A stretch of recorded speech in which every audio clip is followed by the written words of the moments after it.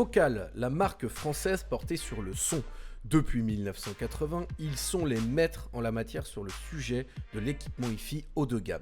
La gamme Cora était dans le matériel d'un membre de l'équipe, donc c'était l'occasion de le tester, non pas en veillée funèbre, puisque tout le monde ne connaît pas forcément cet univers, mais plutôt justement en découverte. Tout pourquoi le lancement d'un nouveau concept qui permettra à tous ici d'apprendre à connaître d'abord la marque pour laquelle on va faire cette vidéo aujourd'hui, Focal. Enfin, on n'est pas partenaire, hein, on vous présente la marque, très intéressante, vous allez le voir. On va aussi, évidemment, parler de la gamme, parce que c'est important aussi, la gamme Cora. Allez, bien le bonjour à tous, c'est Kev, et bienvenue dans cette première émission découverte. Et vous allez voir, ça vaut le détour. Commençons par présenter la marque Focal, marque française jusqu'au boutiste, vu que le constructeur développe, conçoit et fabrique son matériel en France, à la Talaudière, son berceau historique.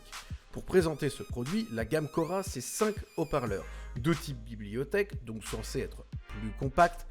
Pour l'esthétique, malgré son côté massif, elle s'intègre parfaitement à un intérieur, de par leur couleur noire que nous avons aujourd'hui en découverte, qui les rendent discrètes, comme je vous le dis sur cette version. Bien sûr, on va avoir besoin de vous présenter l'une d'entre elles en face cam, comme tu as l'habitude de le faire évidemment, de montrer les produits un peu plus détaillés. C'est important pour comprendre la différence entre des enceintes barres de son, home sound et j'en passe, et ces enceintes hi-fi, parce que là on est vraiment sur une connectique qu'on peut qualifier, alors elle est simple sur ici, mais elle est quand même plus complexe qu'à l'habitude, parce qu'habituellement vous avez juste du Bluetooth, une petite connexion HDMI ARC, enfin bref. Là, il y a quand même quelque chose d'un petit peu plus, on va dire, long et complexe à mettre en place. Sachant qu'il vous faut absolument aussi, dans ce cas-là, un amplificateur pour centraliser tout cela.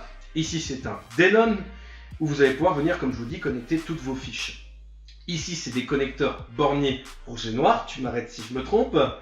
Du câble très long, bien sûr, et tout cela, on vient le connecter à l'ampli, bien sûr, c'est important, pour faire connecter à sa télé en HDMI iARC, en RCA ou en optique. Bon, le mieux, c'est quand même les connexions directes en audio, c'est beaucoup plus sympathique. Question technique, on sort les chiffres. Réponse en fréquence entre 58 et 28 000 Hz, une sensibilité de 89 décibels, une puissance d'appli recommandée entre 25 et 120 watts. Question son, voici notre test habituel.